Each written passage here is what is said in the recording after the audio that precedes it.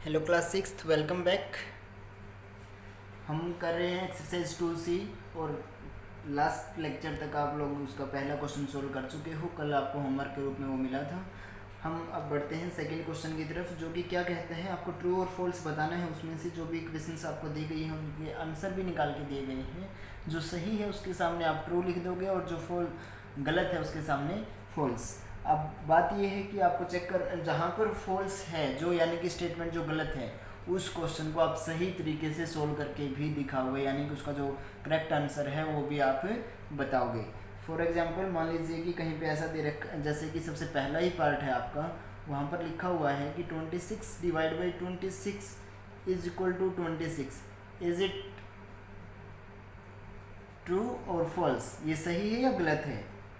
गलत है बिल्कुल, क्योंकि 26 को 26 से डिवाइड करोगे तो कितना आंसर आएगा? सेम नंबर को सेम नंबर से डिवाइड करते हैं तो आंसर कितना आता है? फॉल्स। तो आप लिखोगे कि फॉल्स, फिर आगे लिखोगे बिकॉज, और आगे सोल्व करके दिखा दो, इसको लिख के दिखा दो कि because 26 divide by 26 is equal to 1। तो इस तरीके से आपको सोल्व करना है क्वेश्चन, जो गलत है वो वाला। ठीक है, यहीं पे ट्रू फॉल्स में जो लास्ट इस सेकेंड क्वेश्चन का जो लास्ट पार्ट है, ई पार्ट, जो आपको वहाँ पर लिखा गया है कि if A is a wool number, कि अगर ए क्या है, कोई वूल नंबर है, देन तो उस केस में क्या होगा, A divide by 0 is equal to 0 इन्होंने बोला है। तो क्या ये सही है या गलत है? भाई ए को 0 से डिवाइड करेंगे, यानी कि किसी भी वूल नंबर को 0 से डिवाइड करेंगे तो आंसर 0 आएगा।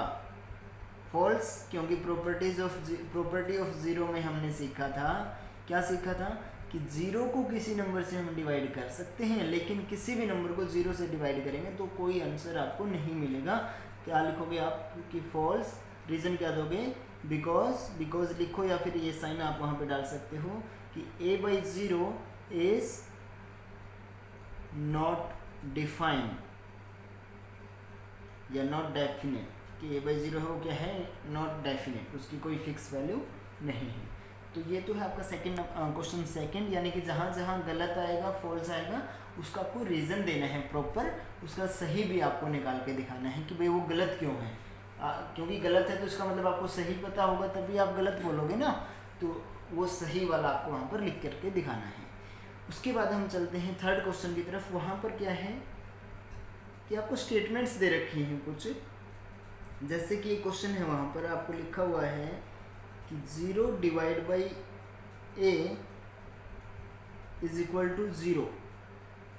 तो आपको बताना है कि a की वैल्यू क्या रहेगी इस केस में। अब पता लगाइए कि 0 को हम किससे डिवाइड करेंगे आंसर 0 बन जाए। जब प्रॉपर्टीज ऑफ 0 हमने पढ़ा था, प्रॉपर्टी ऑफ 0 मैं एक बार फिर से आपको बता देता हूँ, जो कल भी हमने पढ़ी थी, प्रॉपर्टी ऑफ 0। तो वहाँ पर क्या है कि मान लो कि a कोई वूल नंबर है, तो उस केस में एक सबसे पहली बात तो क्या है कि a क्या होना चाहिए, वूल नंबर होना चाहिए, या कोई नंबर, कोई भी नंबर भी चलेगा, क्योंकि प्रॉपर्टी ऑफ 0 है इस केस में। तो वहाँ पर क्या है कि अगर 0 किसके रूप में है, डिवाइडेंड के रूप में है, तो डिवीज़र कुछ भी चलेगा, आंसर कितना आएगा, 0 ही आएगा हर केस में। यानी कि a क्या हो सकता है, 1 2 3 4 5 6 7, ये ऐसा ऐसा चलते हुए कुछ भी हो सकता है। तो हर केस में क्या आएगा, 0 को किसी भी नंबर से डिवाइड करेंगे तो आंसर 0 ही आएगा। और दूसरा क्या है इसी का, कि अगर किसी नंबर को 0 से डिवाइड करते हैं तो वो नॉट डिफाइन आता है, वो आप वहाँ पर लिख दोगे कि नॉट डिफाइन। ठीक है,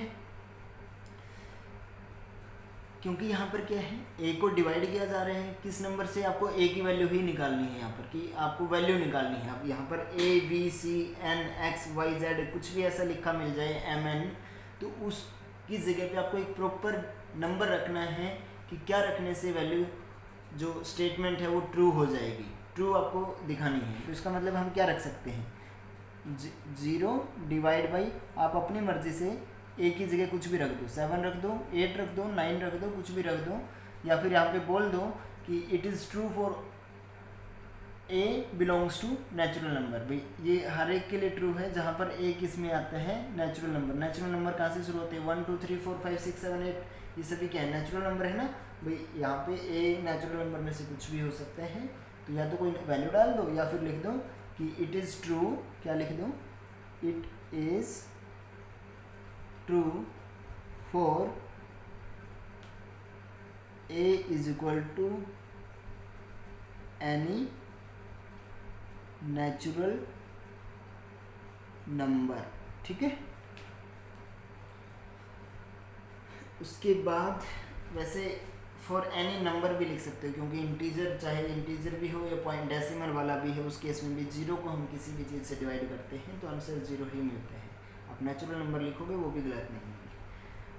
उसके बाद नेक्स्ट एक क्वेश्चन है आपका कि 62 divide by 62 is equal to N. तो आपको एन की वैल्यू बताना है, तो बता दो यहाँ पे कि 62 divide by 62 is equal to, अब 62 को 62 से डिवाइड करोगे तो कितना आएगा आंसर, सेम नंबर को सेम से डिवाइड करोगे तो 1, सो n इज इक्वल टू, इसलिए n की वैल्यू क्या आ गई 1।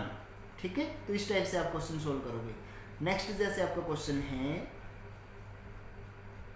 कि a divide by 19 is equal to 0, ये आपका क्वेश्चन है, तो इसको आप कैसे सोल्व करोगे।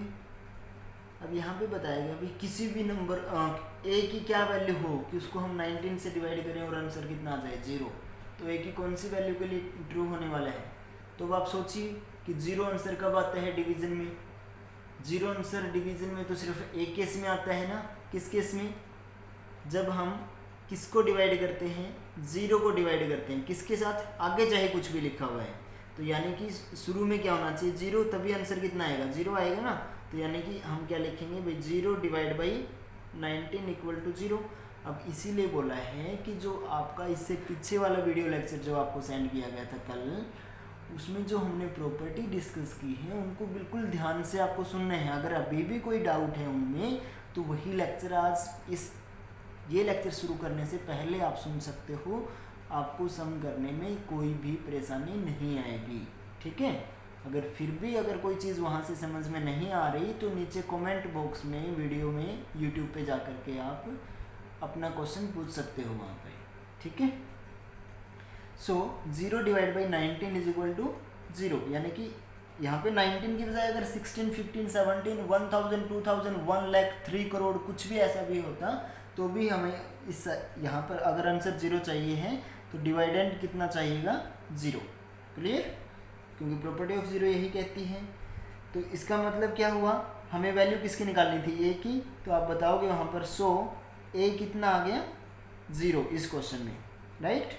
वही ए की जगह पे रखा है ना हमने, जैसे यहाँ पर एन की जगह पे 1 रखा था, क्योंकि हमें पता था कि 62 डिवाइड बाई 62 1 होता है, तो इसलिए एन की वैल्यू क्या आ गई 1। हमें ऐसी वो वैल्यू रखनी है जिसके रखने से स्टेटमेंट जो है वो क्या बन जाए, ट्रू बन जाए, बस बात ये है थर्ड क्वेश्चन में। सो थर्ड क्वेश्चन में एक क्वेश्चन ये है कि 0 divide by is equal to X. तो हमें पता है प्रॉपर्टी ऑफ 0 कि 0 को किसी भी नंबर से डिवाइड कर लें, चाहे छोटा है या बड़ा है, आंसर कितना आता है 0 आता है। सो 0 ये सब सेम है तो इसका मतलब इसकी वैल्यू यही आएगी। सो एक्स की वैल्यू कितनी आ गई 0। उसके बाद आपका एक क्वेश्चन है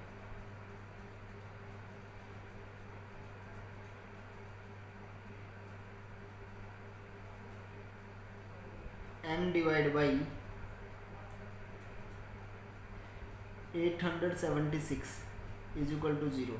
बात ये क्वेश्चन और ये क्वेश्चन तो सेम, नॉट दिस वन, ये क्वेश्चन और एक क्वेश्चन आपका शुरू में आया था यहाँ पर, इन दोनों क्वेश्चन में तो कोई अंतर नहीं है। क्यों, क्योंकि यहाँ पे a डिवाइड बाई 19 था, लेकिन बात क्या है कि आपको डिवाइड करने के बाद आंसर 0 कब मिलता है, सिर्फ एक केस में, जब डिवाइडेंड जो है वो कितना हो 0। तो यानी कि डिवाइडेंड यहाँ पर कितना था m, तो m को हम क्या रखेंगे 0 रखेंगे, तब जाके हमारा आंसर क्या आएगा 0 ट्रू बनाने के लिए। सो m इज इक्वल टू 0। ठीक है, उसी तरीके से आपका नेक्स्ट जो क्वेश्चन है वहाँ पर आपको दे रखा है कि 85 minus 34 divide by n is equal to 3। ये क्वेश्चन थोड़ा अच्छा सोल्व करने वाला क्वेश्चन है। सबसे पहले क्या करेंगे, हम ब्रैकेट को सोल्व करेंगे। तो माइनस जब करेंगे तो 5 minus 4 1 and 8 minus 3 5 divide by n is equal to 3। अब देखिए जहाँ पर इक्वल टू आ जाता है शुरू में, तो वहीं पे सेकंड स्टेप में आपका क्या लगने लग जाता है, ये वाला साइन, और इसको हम बोलते हैं it implies to. So implies का साइन वहाँ पर लग जाता है। ठीक है, कब, जहाँ पर इक्वेशन आपको दे रखी होती है। इक्वेशन क्या होती है, जहाँ पे इक्वल टू का साइन ऑलरेडी दे रखा होता है। सो जब भी इक्वेशन को सोल्व करते हैं तो इम्प्लाइज शुरू लग जाता है सेकंड स्टेप से ही। पहले स्टेप में हम इक्वेशन को एज इट इज़ लिखते हैं। अब देखिए क्वेश्चन क्या बन गया हमारा कि क्या 51 को किस नंबर से डिवाइड किया जाए कि आंसर 3 आ जाएगा। ऐसे अगर आपको नहीं आ रहा समझ में तो आप क्या करो कि 51 को यहीं पे रखो। अब ये जो n है, n की वैल्यू हमें नहीं पता है, n किस में है, डिवाइड में, उस साइड जाके क्या हो जाएगा, देखिए डिवाइड में जो चीज़ें हैं इक्वल टू के दूसरी साइड जाके क्या हो जाएंगी, मल्टीप्लाई में। n जो है 3 के साथ किस में हो जाएगा, मल्टीप्लाई में। लेकिन हमें तो n की वैल्यू चाहिए ना, तो इसका मतलब n के साथ जो लगा हुआ है वो दोबारा से कहाँ आ जाएगा, दूसरी साइड में आ जाएगा, नंबर वाली साइड में। अब 3 यहाँ पर इक्वल टू के दूसरी साइड था और किस में है, n के साथ मल्टीप्लाई में, तो इस साइड आके डिवाइड में इज इक्वल टू, वहाँ पे अकेला क्या बच गया, n। और 51 को जब आप 3 से डिवाइड करोगे तो कितना आ जाएगा, 17 इज इक्वल टू n। तो यही आपका क्या हो गया आंसर, कि n की वैल्यू कितनी आ गई, 17। कैसे सोल्व किया हमने, सबसे पहले ब्रैकेट सोल्व की, उसके बाद क्या बन गया, 51 divide by n is equal to 3। तो देखिए रूल होते हैं ये, अगर आपको पिछली क्लास में सीखा है तो अच्छी बात है, नहीं सीखा तो आप सीख लीजिए कि अगर साइन को हम चेंज करते हैं, भाई प्लस का कोई चीज़ है, कोई चीज़ एक साइड, राइट हैंड साइड या लेफ्ट हैंड साइड, वो साइड कोई सी भी हो सकती है, एक साइड अगर वो किस में है, प्लस में है, तो इक्वल टू के दूसरी साइड जा करके वही चीज़ माइनस में हो जाएगी। फॉर एग्जांपल कि 5 प्लस एक्स अगर 6 है, तो यहाँ से 5 किस में है, हमें पता है कि 5 किस में है, 5 के आगे जो साइन है, आगे कोई भी साइन नहीं है, तो इसका मतलब वो प्लस में है, एक्स के साथ किस में है, प्लस में है, तो दूसरी साइड जाके ये क्या हो जाएगा, माइनस में। तो अकेला एक्स यहाँ पे बच जाएगा और 6 माइनस 5 हो जाएगा। ठीक है, तो जब जिस भी नंबर को हम दूसरी साइड लेके जाते हैं, किसकी दूसरी साइड, इक्वल टू के दूसरी साइड, तो वहाँ पर उसका साइन क्या हो जाता है, चेंज हो जाता है, प्लस से माइनस हो जाता है, और उसी तरीके से माइनस से क्या हो जाता है, प्लस। मान लीजिए यहाँ पे ये माइनस का होता, माइनस का 5 होता है यहाँ पर, तो x की वैल्यू फिर हमारा क्या आ जाता है, 6 प्लस 5, क्योंकि यहाँ पर 5 किसका है, माइनस का, दूसरी साइड जाके प्लस का। उसी तरीके से अगर 5x इज इक्वल टू 20 दे रखा है, तो इसका मतलब 5 और x यहाँ पर आपस में किस में है, कोई भी साइन नहीं रखा गया, तो यानी कि मल्टीप्लाई में है। तो दूसरी साइड जब चीज़ जाती है मल्टीप्लाई से, तो वो किस में हो जाती है, डिवाइड में। और अगर डिवाइड से दूसरी साइड कोई चीज़ आती है तो वो किस में हो जाती है, मल्टीप्लाई में। तो ये चीज़ समझ लीजिए कि इक्वल टू के साइड में अगर एक दूसरी साइड हम नंबर को या किसी भी चीज़ को लेके जा रहे हैं, अगर वो जहाँ पर थी वहाँ पे प्लस में है नंबर, वो तो दूसरी साइड जाके माइनस में हो जाएगा। दूसरी साइड से अगर हम लेके आ रहे हैं जो माइनस में था, तो इस साइड आके वो प्लस में हो जाएगा। ठीक है, और जब भी हमें किसी भी वेरिएबल की वैल्यू निकालनी होती है, इनको वेरिएबल बोला जाता है, ABC XY Z M N जो भी है, क्योंकि इनकी वैल्यू चेंज हो जाती है दूसरी चीज़ों के अकॉर्डिंग। तो उस केस में हम क्या, कोशिश क्या रहती है, सोल्व कैसे होगा वो, कि उस वेरिएबल को आप अकेला कर दो, अकेला रख दो। अब यहाँ से अगर आप सोच रहे होंगे कि सर 51 को हम दूसरी साइड ले जाते, अकेला n बच जाता, तो उस केस में गलत होता।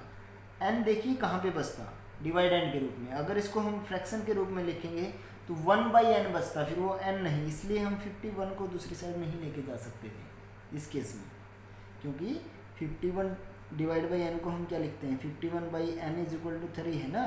तो यहाँ से तो n जाएगा ना दूसरी साइड, 51 तो किस में है, मल्टीप्लाई में है, तो ये तो दूसरी साइड जाके खुद डिवाइड में हो जाएगा फिर, इसलिए हमें n को दूसरी साइड लेके जाना पड़ा। फिर वहाँ से 3 को भी लेके आना पड़ा, क्योंकि हमें सिर्फ n की वैल्यू चाहिए थी। क्लियर, तो ये वाला क्वेश्चन आप ध्यान से कीजिएगा। उसके बाद आपका जो नेक्स्ट क्वेश्चन है वो है कुछ इसी टाइप का क्वेश्चन है, मैं आपको यहाँ पे सोल्व करवा रहा हूँ।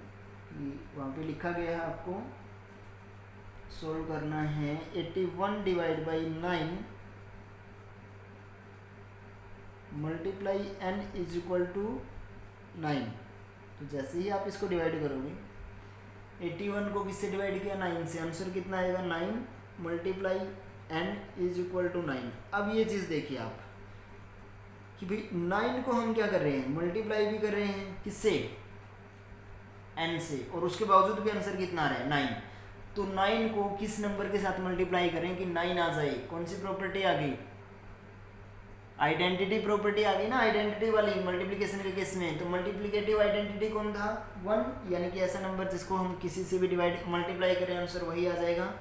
सो यहाँ पे क्या हो जाएगा n, या दूसरे तरीके से भी आप निकाल सकते हो जो ये वाला तरीका है सिंपल, कि यहाँ पर 9 किस में है मल्टीप्लाई में, उस साइड जाके जो भी है उसके क्या हो जाएगा डिवाइड में, और 9 डिवाइड बाई 9 क्या होता है 1।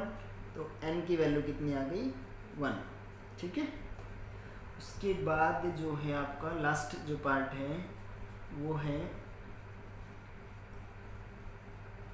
2958 divide by 2958 plus 0 divide by 2958 is equal to n। यानी कि आपको इसको सोल्व करना है, वही वैल्यू क्या आ जाएगी n की वैल्यू आ जाएगी।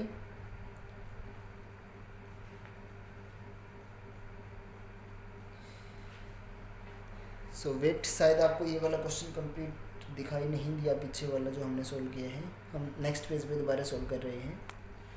आपका वो क्वेश्चन क्या था कि 81 divide by 9 bracket multiply n is equal to 9। तो पहले ब्रैकेट को सोल्व करेंगे, 81 डिवाइड बाई 9 आपको सोल्व करोगे तो आंसर आपका 9 आ जाएगा। बाकी चीज़ों को हम एज इट इज़ लिखेंगे, इम्प्लाइज का साइन लगेगा क्योंकि इक्वल टू का पहले आ चुका है। सो अब हमें n की वैल्यू निकालनी है, तो n के साथ जो भी नंबर है उसको हम दूसरी साइड लेके जाएंगे। n के साथ 9 है और वो किस में है मल्टीप्लाई में है, तो n एज इट इज़ रहेगा इसी साइड। जब मल्टीप्लाई में है तो आप n को n वहीं पे रख सकते हो, उसके साइड वाली चीज़ को ले जाओ। अगर यहाँ पे डिवाइड होता तो फिर हमें n को दूसरी साइड लेके जाना पड़ता। सो n क्या है, यहाँ पे n अकेला बच जाएगा, 9 जो कि मल्टीप्लाई में था वो दूसरी साइड जो भी है उसी के डिवाइड जा करके क्या हो जाएगा डिवाइड में, क्योंकि यहाँ पर मल्टीप्लाई में है इक्वल टू के दूसरी साइड चला गया तो डिवाइड में। और अब आपको पता है कि 9 डिवाइड बाई 9 सेम नंबर को सेम नंबर से डिवाइड करेंगे तो आंसर 1, तो n की वैल्यू क्या आ गई 1। ठीक है, नेक्स्ट जो क्वेश्चन है आपका वो है 2958 divide by 2958 plus 0 divide by 2958 is equal to n। तो आपको n की वैल्यू निकालनी है, तो कीजिए सोल्व। देखिए यहाँ पे डिवाइड भी है प्लस भी है, यानी कि 2 डिवाइड है 1 प्लस है। तो जहाँ पर ब्रैकेट नहीं लगा है और डिवाइड मल्टीप्लिकेशन या एडिशन सब्ट्रैक्शन में से कोई भी साइन इकट्ठे आ रखे हैं तो वहाँ पे रूल लगता है, और रूल वो आपने पिछली क्लास में भी ज़रूर सीखा होगा। और उस रूल का क्या नेम होता है याद करने का सिंपल तरीका है BODMAS, BODMAS। तो इसके अकॉर्डिंग क्या होता है, जब भी ज़्यादा चीज़ें ज़्यादा साइन एक ही कैलकुलेशन में आ जाते हैं तो अगर वहाँ पे ब्रैकेट है तो पहले ब्रैकेट सोल्व करो, ब्रैकेट नहीं है तो उसके बाद ऑफ पे जाइए, ऑफ है तो ऑफ को सोल्व करो, ऑफ का मतलब भी मल्टीप्लाई करना होता है। फिर ऑफ के बाद डिवाइड करो, डिवीज़न है तो डिवीज़न के बाद मल्टीप्लिकेशन पे जाइए, मल्टीप्लिकेशन के बाद एडिशन पे और फिर सब्ट्रैक्शन पे। तो यहाँ पर तो डिवाइड और एडिशन की दो ही साइन है, तो डिवाइड यहाँ पर है एडिशन यहाँ पर, पहले कौन आया डिवाइड, तो यानी कि पहले हम डिवाइड करेंगे जहाँ जहाँ पर डिवाइड है। तो एक तो यहाँ पर डिवाइड है तो इसको डिवाइड करेंगे, सेम नंबर को सेम नंबर से डिवाइड किया जा रहा है तो आंसर कितना आएगा 1। आगे प्लस का साइन है तो उसको प्लस का रखें, 0 को डिवाइड किया जा रहा है 2958 से, तो रूल है आइडेंटिटी ऑफ प्रॉपर्टी ऑफ 0 में आप सीख चुके हो कि 0 को किसी भी नंबर से डिवाइड करेंगे आंसर 0 ही आएगा। इज इक्वल टू आगे क्या है n, और 1 प्लस 0 कितना होता है 1 इज इक्वल टू n, तो n की वैल्यू कितनी आ गई 1। तो आप चाहो तो लास्ट में दोबारा से पूरी इक्वेशन लिख के इक्वल टू में 1 लिख सकते हो, या फिर इतना भी काफ़ी है, आपको n की वैल्यू ही निकालनी थी। ठीक है, सो दैट्स इट फॉर आज के लिए। इतना ही नहीं, एक क्वेश्चन रहता है आपका, कंप्लीट कर लेते हैं एक्सरसाइज को।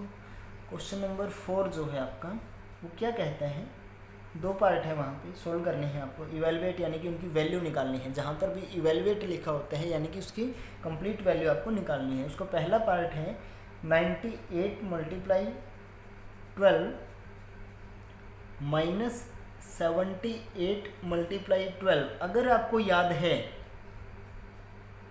जब हमने मल्टीप्लिकेशन वाला जो एक्सरसाइज है सोल्व किया था उसको, तो उस केस में हमने क्या किया था, जहाँ पे 2 चीज़ें कॉमन आ रही थी,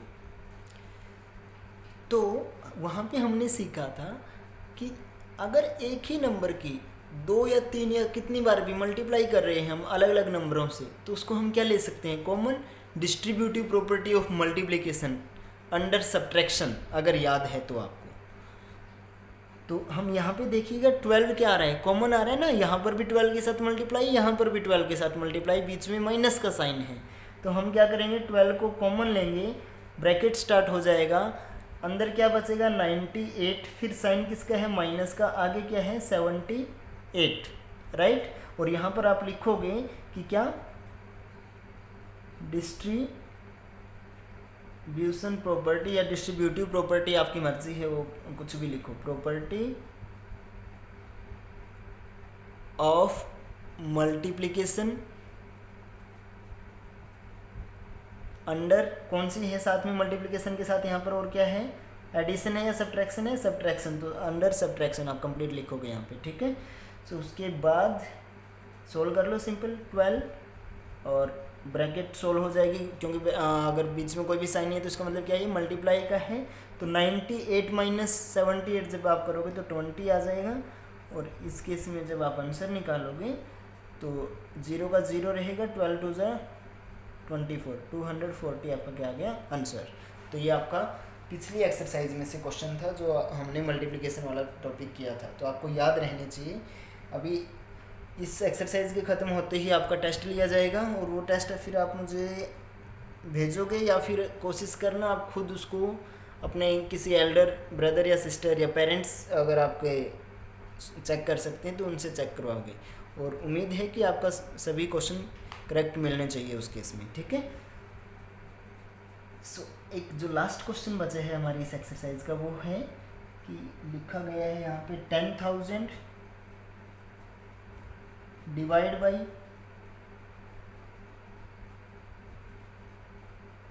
100 डिवाइड बाई 100। अब देखिए यहाँ पर आप 2 जगह पे डिवीज़न दी गई है, कहीं पे कोई ब्रैकेट नहीं लगाया गया है। तो इस केस में जब ऐसा कोई सीन आता है तो आप क्या करोगे, रूल है सिंपल याद रखने का तरीका कि लेफ़्ट से राइट की तरफ आप सोल्व करते चलोगे, यानी कि पहले इसको सोल्व करोगे, फिर उसके बाद जो भी उसको एज इट इज़ रखना, फिर उसके बाद नेक्स्ट को सोल्व करेंगे। तो यानी कि पहले इन दोनों को सोल्व करेंगे। तो जब 10,000 को आप 100 से डिवाइड करोगे तो 2 0 से 2 0 कैंसिल होके कितना बच जाएगा, अकेला 100 बचेगा। और अब ये दोनों तो हमने सोल्व कर दिया है, डिवाइड बाई आगे क्या बचा 100, और उसके बाद 100 को 100 से डिवाइड करोगे तो आंसर कितना आ जाएगा 1। तो ये आपका क्या आ गया आंसर। क्योंकि ये दूसरा तरीका भी एक यहाँ पर ये भी तो है ना, देखिए अब 100 एक बार हमने इसको 100 से डिवाइड किया, दोबारा से फिर से 100 से डिवाइड किया जा रहे हैं, यानी कि 2 बार 100 से डिवाइड कर रहे हैं। तो एक बार शुरू में डिवाइड किया कितना आया 100, फिर जो भी आंसर आया उसको दोबारा से 100 से डिवाइड किया तो आपका आंसर आ गया 1। So that is your exercise 2C। और अब समाप्त होता है आपका वूल नंबर के ऊपर। जो ऑपरेशंस आपने सीखनी थी वो आप सीख चुके हो अलग अलग से।